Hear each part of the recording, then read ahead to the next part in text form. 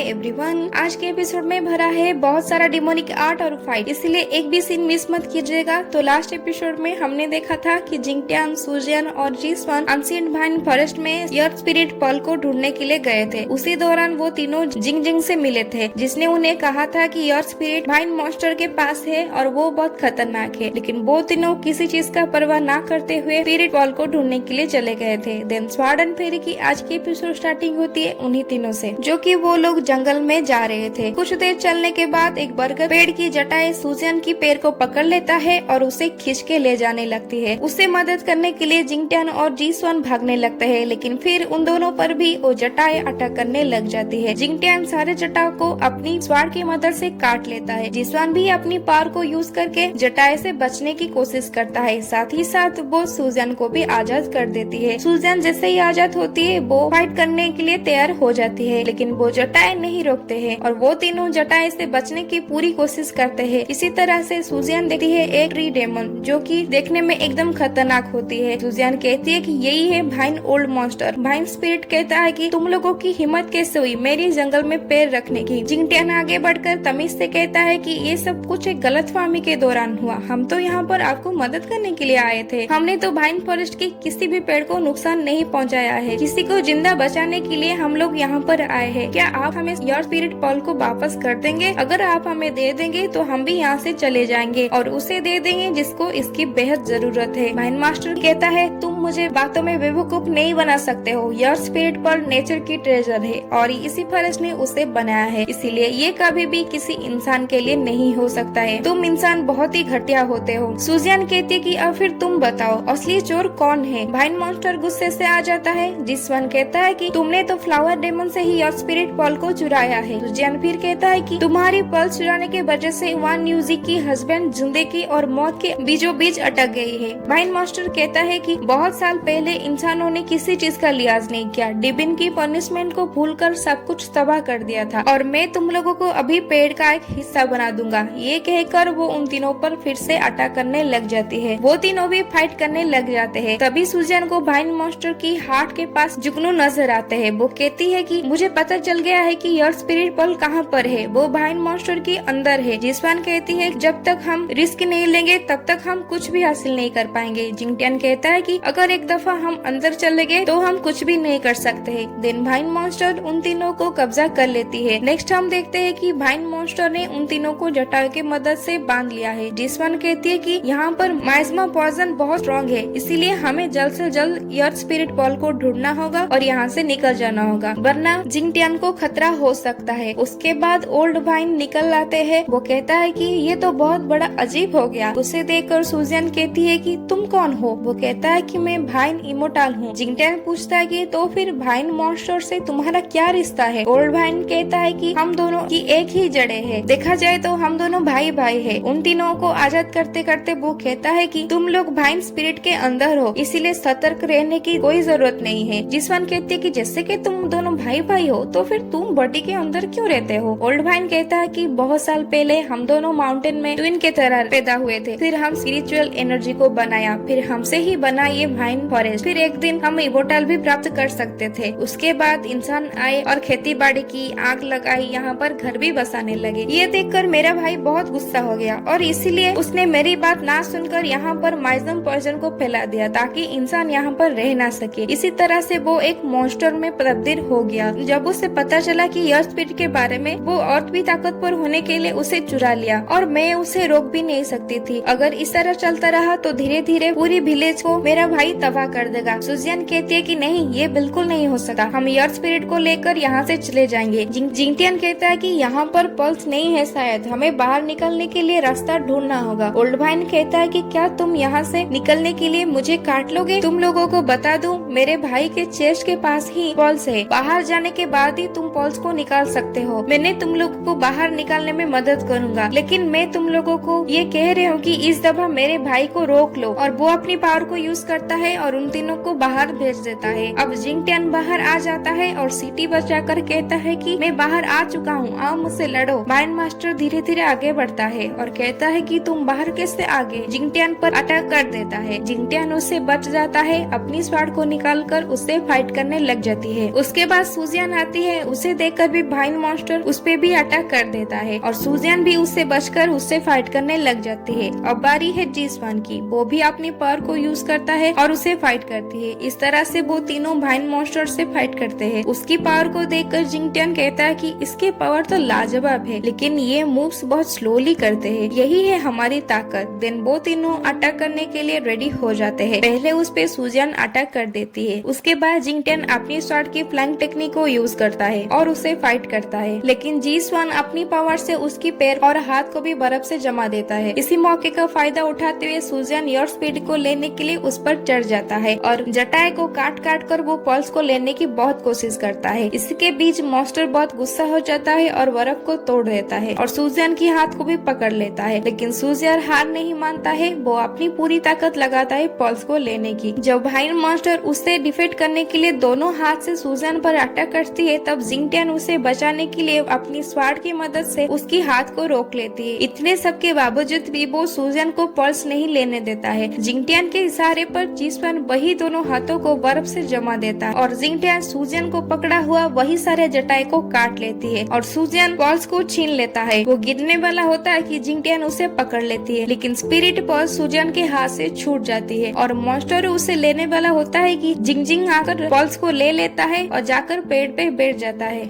वो तीनों उसके पास भागते हुए आ जाते हैं और भाइन मॉन्स्टर की एनर्जी लेवल डाउन हो जाता है। जिंग कहता है कि मुझे कम मत समझना, मैं सच में एक ईमानदार और नेक चोर हूँ। उसी वक्त भाइन मॉन्स्टर उसके सीने में एक जटाई को घुसा देती है। जी-स्वान झट से जटाई को निकाल देती है और जिंग नीचे गिर पड़ता है। तब सुजियन उसे पकड़ लेती है। सब रोने लगते हैं, इंक्लूडिंग मी। भाइन मॉन्स्टर कहता है कि तुम्हारी हिम्मत कैसे हुई मेरे साथ धोखा करने की, अब तुम सब भी उसी के साथ मरोगे। जिंगटियान को अब गुस्सा आने लगता है। वो फुल ऑन फाइट मोड में आ जाता है, बिना देर किए फाइट करने लग जाता है। लैंडकुई के सिखाए हुए सारे टेक्निक को वो याद करता है और आखिर में वो फायर टेक्निक को यूज करता है और उसे डिफीट कर देता है। अब चारों तरफ आग फैलने की वजह से जी-स्वान अपनी पावर को यूज करके बारिश करा देती है ताकि आग बुझ सके। सारे आग बुझने के बाद वो तीनों जिंग को ठीक करने की पूरी कोशिश करते हैं, लेकिन वो कर नहीं पाते हैं। सुजियन रोने लगती है। तब जिंग आंखें खोलता है और पूछता है मैंने जो भी गलत काम किया था क्या मैंने उसका उजाला कर पाई हूँ? सुजियन कहती कि हाँ तुम ये कर पाई हो। जिंग फिर कहता है कि मैंने अपनी मास्टर को मायूस नहीं होने दिया, क्या अब मुझे सब ईमानदार चोर कहेंगे? जिंगटियान धीमी आवाज में कहता है कि तुम इस दुनिया के सबसे बड़े और नेक ईमानदार चोर हो। ये कहकर वो एक राइस केक उसे ऑफर करती है, लेकिन जिंग राइस केक को नहीं लेता है और कहता है कि मेरे मास्टर की स्किल्स मेरे वजह से खराब नहीं होनी चाहिए। मेरे पास अब ज्यादा टाइम नहीं है, इसीलिए मैं अपनी सारी टेक्निक्स तुम्हें देना चाहती हूँ। इतने में ही वो उसे टच कर लेता है और जिंगटियान के चारों ओर एक ऑरा घूमने लगता है। जिंग उससे कहता है फ्लाइंग ड्रैगन टेक्निक, ये टाइम को रोक सकता है। इस टेक्निक की मदद से तुम्हारे आसपास सारे लोग धीरे धीरे से मूव करने लगेंगे और उसे एक पोटली देते हुए कहता है कि इसके मदद से तुम अपने जरूरी सामान रख सकते हो और जब चाहो तुम इसे निकाल भी सकते हो। ये जिंग की सीक्रेट टेक्निक है, क्या तुम्हें दिखाई दे रहा है? जिंगटियान कहता है कि हाँ मुझे दिखाई दे रहा है। जिंग फिर कहता है अब से तुम ही फ्लाइंग ड्रैगन टेक्निक के मालिक हो। जब वो उसे टच करता है और सारे ट्रांसफॉर्म कंप्लीट हो जाते हैं और वो ऑरा कहीं गायब हो जाता है। वो कहता है कि गांव वाला की सामान जो कुछ भी मैंने चुराया है प्लीज तुम उन्हें वापस कर देना। इतने में ही उसके हाथ से योर स्पिरिट पल्स उठ जाती है और वो हम सबको छोड़कर हमेशा के लिए चला जाता है। नेक्स्ट सीन में वो तीनों जिंग को भाइन फॉरेस्ट की एक पेड़ में कब्र दे रहे थे और गाँव लौट जाते हैं। जी-स्वान अपनी पावर और पल्स की मदद से वन यूजी की हस्बैंड की ट्रीटमेंट कर रही थी। कुछ देर बाद ट्रीटमेंट खत्म होती है